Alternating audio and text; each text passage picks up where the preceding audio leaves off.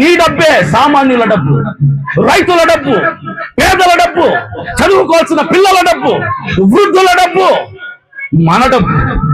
మనకు రావాల్సిన పథకాలు 10 మందికి నలుగురికి ఇచ్చి 6 మందిని సర్దుకోమని చెప్పి సరైనటువంటి రోడ్లు లేవు, సరైనటువంటి హాస్పిటల్ లేదు. నాకు తెలిసి ఈ ఊర్లో సుమారుగా 200 ఇల్లులు ఉంటాయి సార్.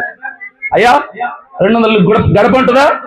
200 గడప ఉన్నటువంటి గ్రామంలో ఆసుపత్రి ఉందా అన్నా? ఉందా అన్నా? పెద్దయినా ఉందా?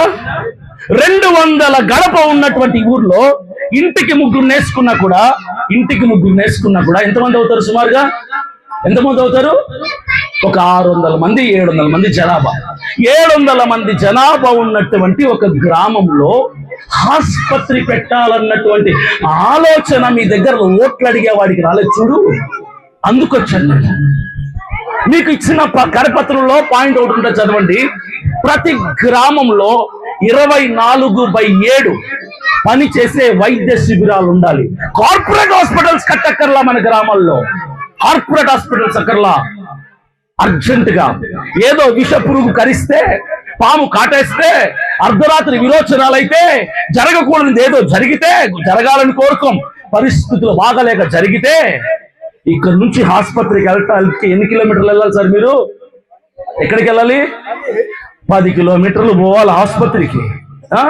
ఈ 10 కిలోమీటర్లు అర్ధరాత్రిలో నువ్వు బండేసుకుని పోయేసరికి ఏ అరగంటో ఏ గంటో ఈ లోపల ప్రాణాలు పోతే మన పేదల ప్రాణాలంటే అధికారులకి పాలకులకి లెక్కలేదు, అస్సలు పట్టించుకోరు.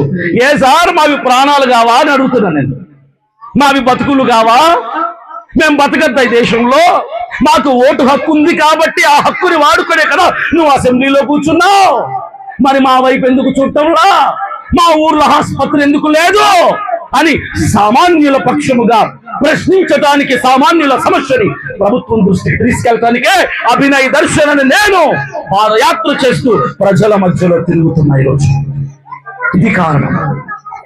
విసిగిపోయి బ్లాస్ట్ అయిపోయి ఎవరూ రారు, నేనే రావాలి అని ధైర్యం చేసి తెగింపుతో కుటుంబాన్ని దూరంగా పెట్టి